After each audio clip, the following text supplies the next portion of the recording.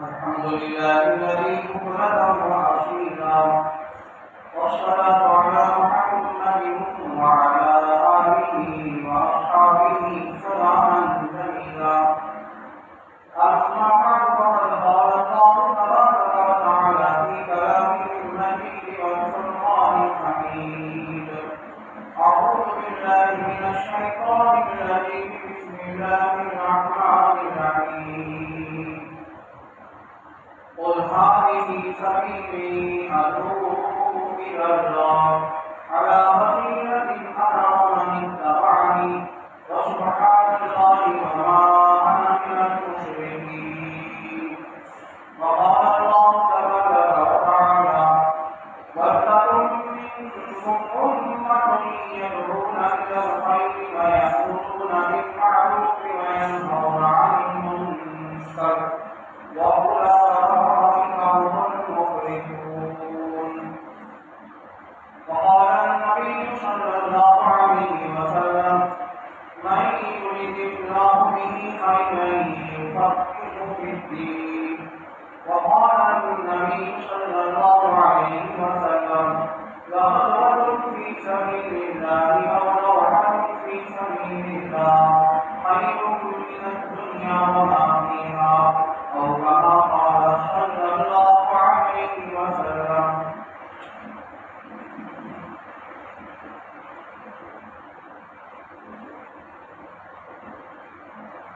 اللہ تبارک و تعالیٰ کا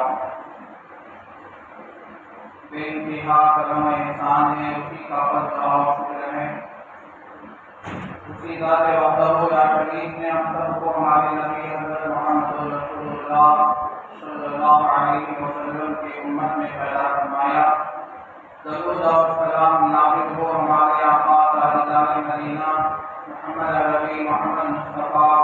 صلی اللہ علیہ وسلم پر، ان کے آل اور ان کے تمام اصحاب پر۔ بزرگان محترم، نوجوانان اسلام، معزز سامعین، اللہ تبارک و تعالیٰ نے اپنے نبی حضرت محمد رسول اللہ صلی اللہ علیہ وسلم کے واسطے سے ہمیں ایک دین کامل عطا فرمایا، جو دین کے کامل اور مکمل ہے۔ اس کی تکمیل کا حکم اللہ تبارک و تعالیٰ نے اعلان فرمایا: اليوم أكملت لكم دينكم وأتممت عليكم نعمتي ورضيت لكم الإسلام دينا۔ آج کے دن میں نے تمہارے لیے تمہارے دین کو کامل اور مکمل بنا دیا اور میں تمہارے دین سے راضی، دین اسلام سے میں راضی ہو چکا۔ اس آیت میں اللہ تبارک و تعالیٰ نے ایک خوشخبری ہمیں یہ سنائی کہ جو اللہ تبارک و تعالیٰ کی ذات ہے وہی شارع ہے، شریعت بنانے والے، شریعت دے کر نبی کو بھیجنے والے، خود اللہ تبارک و تعالیٰ کی ذات کے اعلان کر رہی ہے خود اپنی کتاب کے اندر کہ تمہارا دین کامل اور مکمل ہو چکا ہے۔ آپ جانتے ہیں دنیا کے اندر بہت سے ادیان آئے، بہت سی کتب آئے،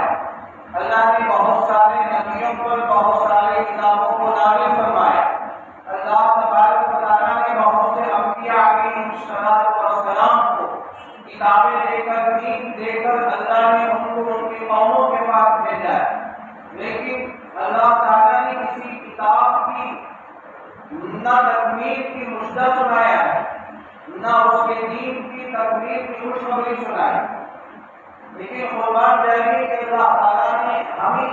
اپنے نبی حضرت محمد رسول اللہ صلی اللہ علیہ وسلم کے واسطے سے ہمیں خوشخبری سنائی کہ تمہارا دین تمہارے لیے میں نے مکمل کر دیا۔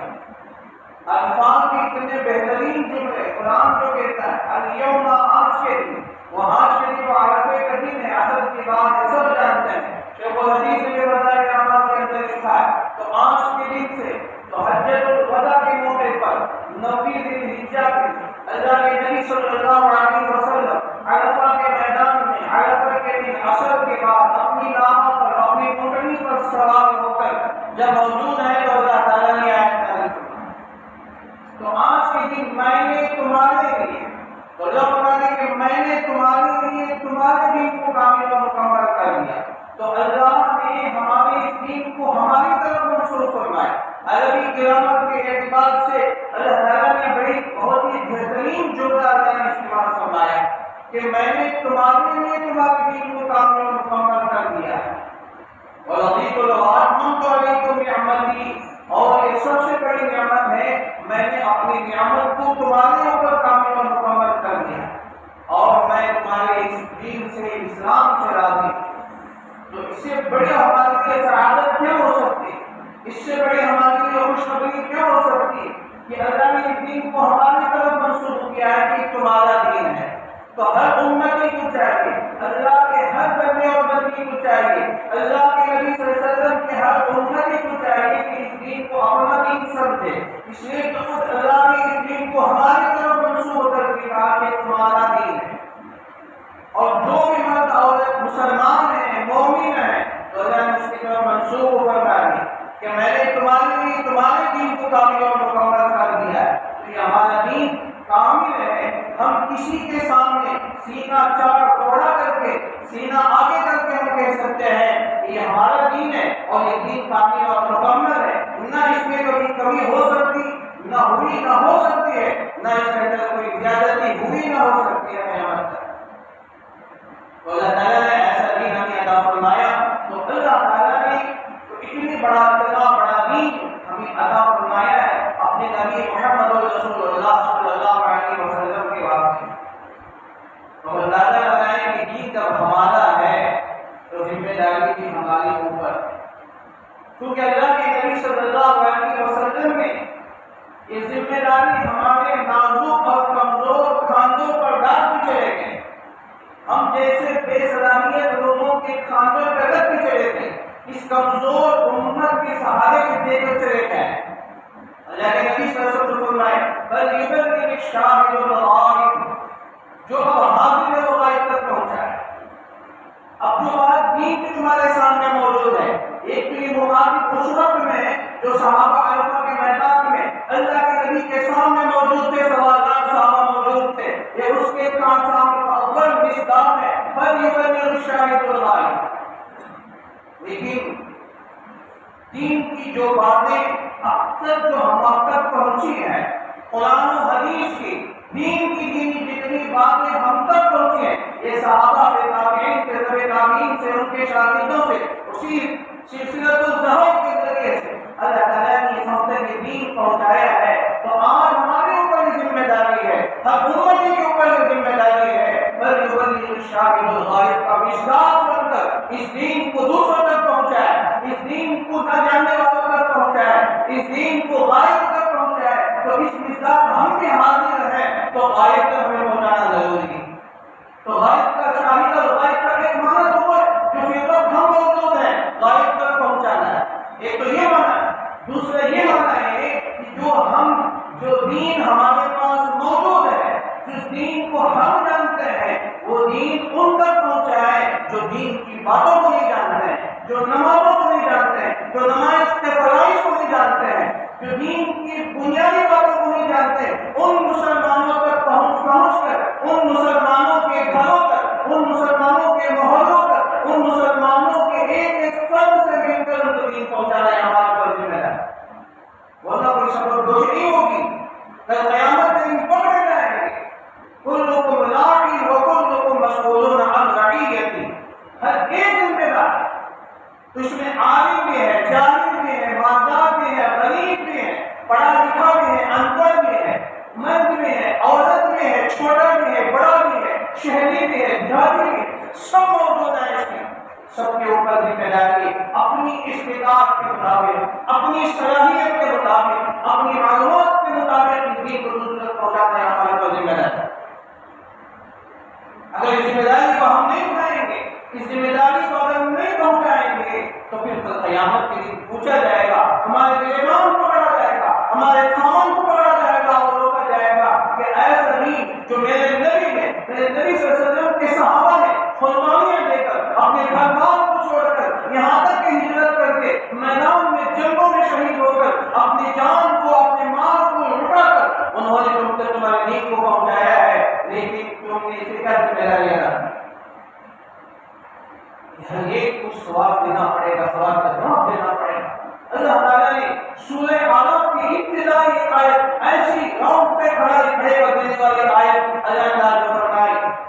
فَلَنَسْأَلَنَّ الَّذِينَ أُرْسِلَ إِلَيْهِمْ وَلَنَسْأَلَنَّ الْمُرْسَلِينَ۔ اگر آپ نبی کرام کو جانتے تو میں آپ کو سمجھاتا، کیونکہ آپ نہیں جانتے نبی کرام، اس کے اندر نام کافی ہے، نون صفیفہ نون صفیفہ ہے۔ ہم ضرور بھی ضرور تم سے پوچھیں گے، سوال کریں گے جن تک تمہارا دین تم تک پہنچا گیا ہے۔ فَلَنَسْأَلَنَّ الَّذِينَ أُرْسِلَ إِلَيْهِمْ، جو دین تم تک پہنچایا گیا، دین کی باتیں جو تم تک پہنچا دی گئی ہیں ہم تک، اب ہماری ذمہ داری ہے کہ ہم دوسروں تک پہنچائیں۔ اس کے بارے میں اللہ تعالیٰ قیامت کے دن سوال کریں گے، ہمارے کہ ہم پوچھیں گے، ہم سوال کریں گے کل قیامت کے دن۔ صرف ایک آیت پر اگر ہم غور کر لیں تو اللہ نے کیسا دلوں کو ہلا دینے والا، ہجوڑنے والی یہ آیت ہے۔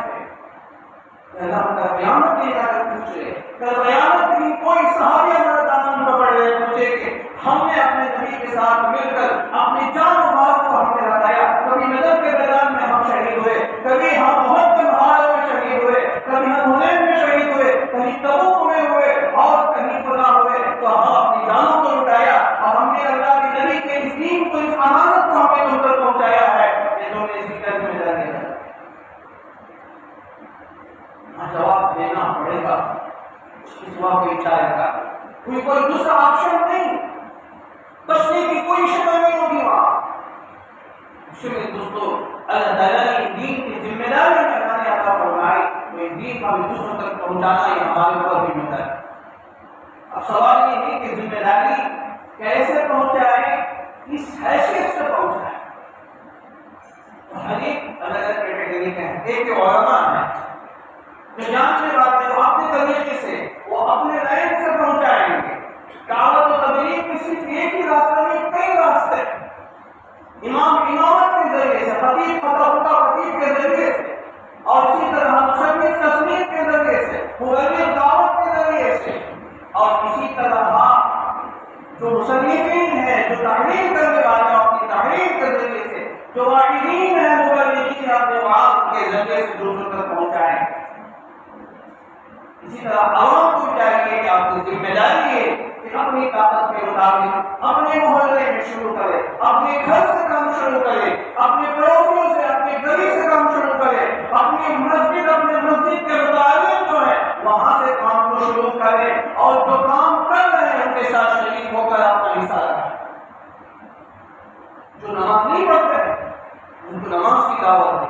ان کی نماز ہے نماز صحیح نہیں، ان کی نماز بھی صحیح کرے، خود اپنی نماز بھی صحیح کرے اور دوسروں کو بھی صحیح کرے۔ جو غلام جن کو پڑھنا نہیں آتا خود سیکھے، اپنے گھر کی مشغولات کو، اپنے بچوں کو اور اپنی بہنوں کو اور اپنی بیویوں کو جن کو قرآن نہیں آتا ان کو قرآن سکھائیں، جن کو آتا ہے ان کو صحیح پڑھنا نہیں آتا، صحیح غلط نہیں کر رہے ہیں پڑھنے کے اندر، تو ان کی اصلاح کریں، ان کے لیے کیا انتظامات آپ کر سکتے ہیں اپنی طاقت سے، تو اس کے مطابق ہم کریں۔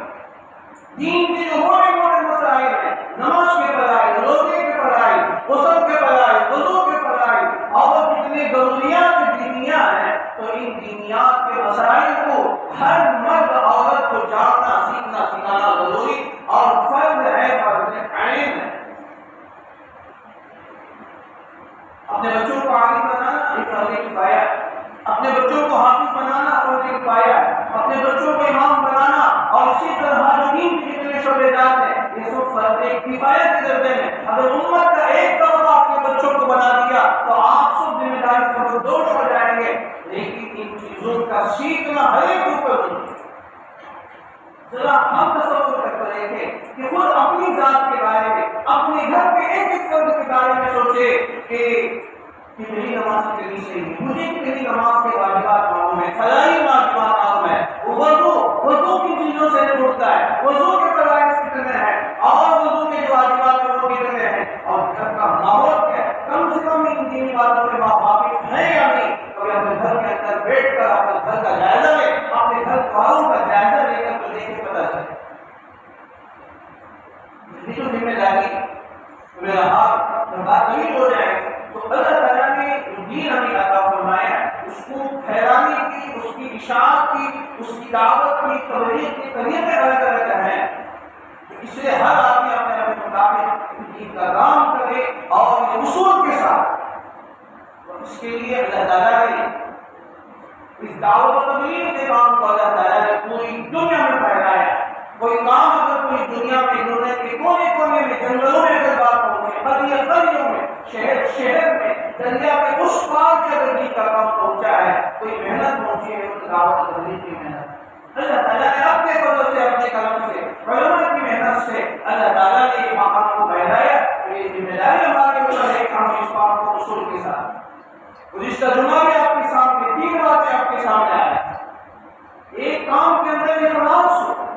حضرت مولانا علی حضرت رحمۃ اللہ علیہ کی کتاب کے اندر حضرت مولانا الیاس رحمۃ اللہ علیہ کے سوالے کرتے ہوئے اور ان کے بارے میں دعوت کی محنت کے سلسلے میں لکھتے ہوئے حضرت نے 3 باتیں جو پوری کتاب کا لفظ جواب ہے، پوری تقریر کا تصنیف کا جو جواب ہے فرمایا اخلاص ہو، کلمہ کار ہو اور محنت ہو، یہ 3 چیزیں ہیں۔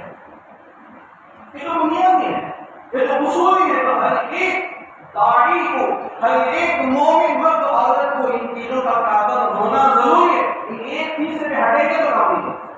وہ کام ناقص ضرور ہوتا ہے۔ تو یہ جو بنیادی چیز رکھتے ہیں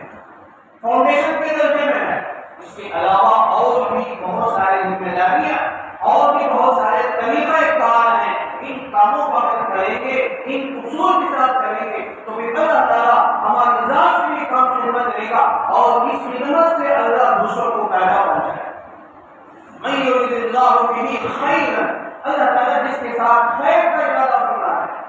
بھلائی کا ارادہ فرماتے ہیں، یفقہہ فی الدین، اللہ اس کو دین کی سمجھ عطا فرماتے ہیں، دین کی فقاہت عطا کرتے ہیں۔ دین کی فقاہت، دین کی سمجھ یہ ہے اللہ تعالیٰ اس کام کو اس کے ذہنوں میں کھول دیتے ہیں، طریقہ کار کو اللہ تعالیٰ آسان کر دیتے ہیں۔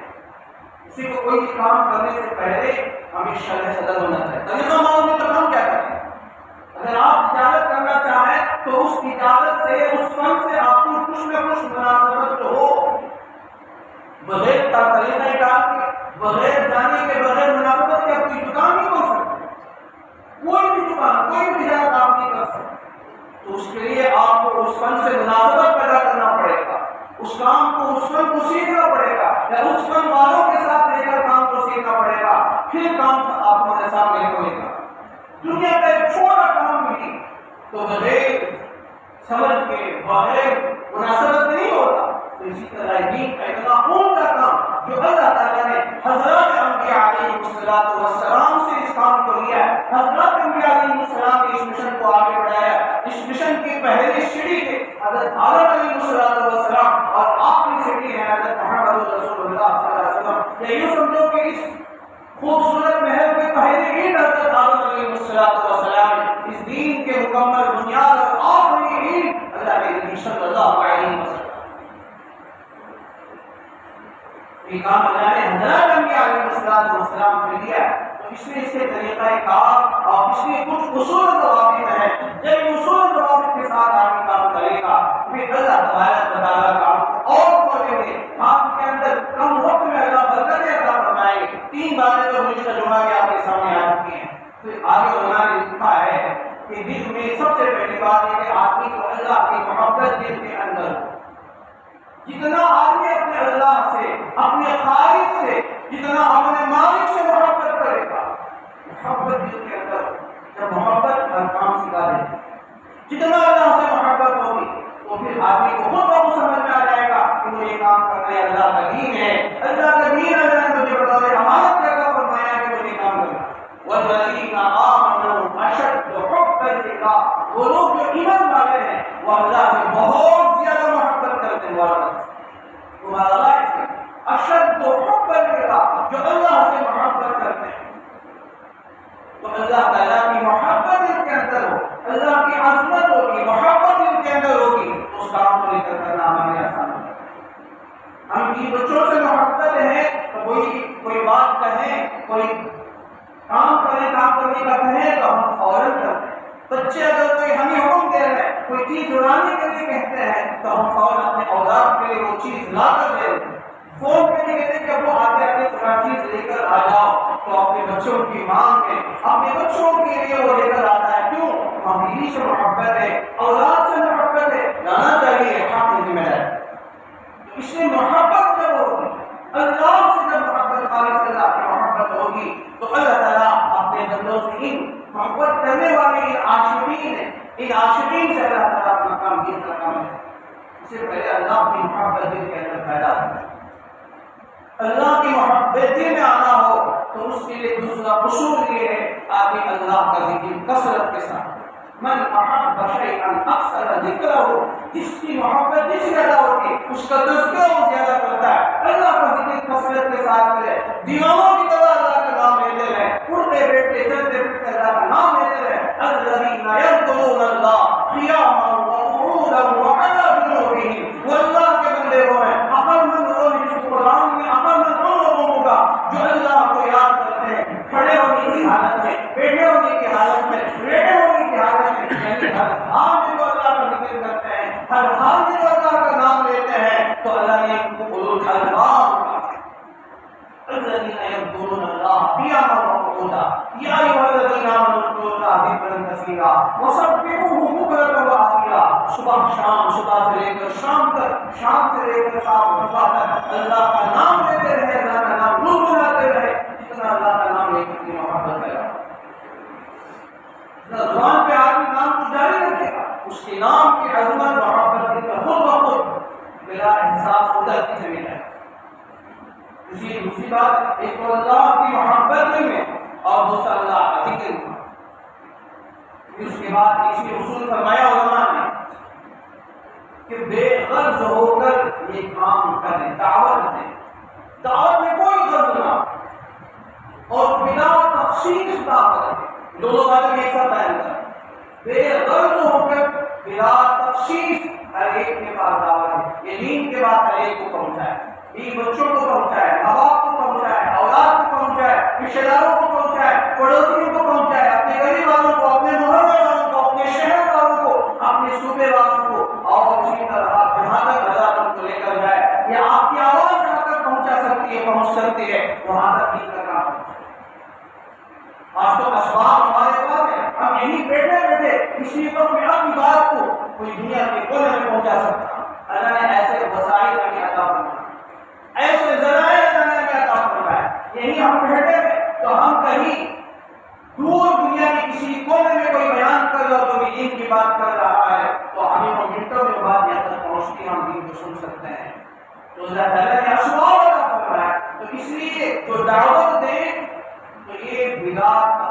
غرض کے کوئی غرض نہیں، اس اللہ کے لیے۔ اللہ کے انبیاء علیہ السلام نے یہی کہا کہ اللہ نے قرآن میں اس جملے کو بات کرتا، ما اسألکم علیہ اجرا ان اجری الا علی رب العالمین، میں تم سے کوئی دنیا نہیں مانگتا، میں تم سے کوئی دنیا نہیں مانگتا، سونا چاندی نہیں مانگتا، دنیا کی کوئی چیز میں کسی چیز کا میں تم سے مطالبہ نہیں کرتا۔ ما اسألکم علیہ اجرا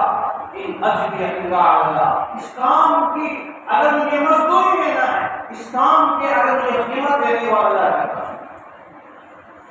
دنیا والوں سے کیا مانگے؟ یہ تو کام اللہ کا ہے، اس کی مزدوری بھی اللہ کی مانگے۔ کوئی آدمی کسی مالک کا کام کرے یا دوسرے مالک سے جا کے اس کی اجرت مانگے تو ہو سکتا ہے۔ تو جس مالک کا کام ہم کر رہے ہیں، جس مالک کی دین کو پہنچا رہے ہیں، تو اس کی مزدوری بھی، اس کا اجر بھی ہم اسی سے مانگے، دنیا والوں سے نہیں مانگے۔ کا کام تو دنیا کا ہے، یہ تو دین کا کام ہے، اللہ کا کام ہے، تو اللہ سے مانگے۔ تو نبی نے اس کے اندر کو بھی دعوت دے دی، اس کے اندر کو بتا دیا کہ اس کی اجرت صرف اللہ ہی لے سکتے، دنیا والے نہیں لے سکتے۔ اگر اس کا دین کی حکومت کے اگر تم کو بن جائے تو دین کے ایک کام کا بدلہ ہو ہی نہیں سکتا۔ ما اسألکم علیہ اجرا ان اجری الا علی رب العالمین، یہ بے غرض ہو کر آدمی نے اور بلا تخصیص کے آدمی نے سیکھا، کوئی تخصیص نہیں تھی، بس حکمت کے ساتھ ادعو الی سبیل ربک بالحکمت والموعظۃ الحسنہ. ہم جس کو دعوت دے رہے ہیں وہ اگر ہمارا باپ ہے، وہ ہمارے بڑے ہیں، ہمارے مشرک ہیں، ان کو پہنچانے کا، ان کو دینے کا انداز ہے. اگر ہمارے ہم عمر ہیں تو ان کو پہنچانے کا طریقہ کار الگ ہے. اگر ہم سے چھوٹے ہیں تو ان کو پہنچانے کا طریقہ الگ ہے. عوام ہے تو ان کو پہنچانے کا طریقہ الگ ہے، اور خواص ہے تو خواص میں بات پہنچانے کا طریقہ کار الگ ہے. لیکن دینا سبھی کو ہے، کسی کو چھوٹ نہیں. ہر ایک کو دعوت دینا ہے، ہر ایک کو بنا مقصد سے دعوت دینا. تو اسی لیے ایک بھی ڈنڈے سے بیل نہیں مارا جا سکتا، بکری کو نہیں مارا جا سکتا. جو ڈنڈا بکری کے استعمال ہوتا ہے وہ بیل کے استعمال نہیں ہوگا، جو بیل کے استعمال ہوتا ہے وہ بکری کے استعمال نہیں ہوگا. یہ بے محل ہو جائے گا، ظلم ہو جائے گا. تو اللہ تعالیٰ نے ہمیں یہ دین عطا فرمایا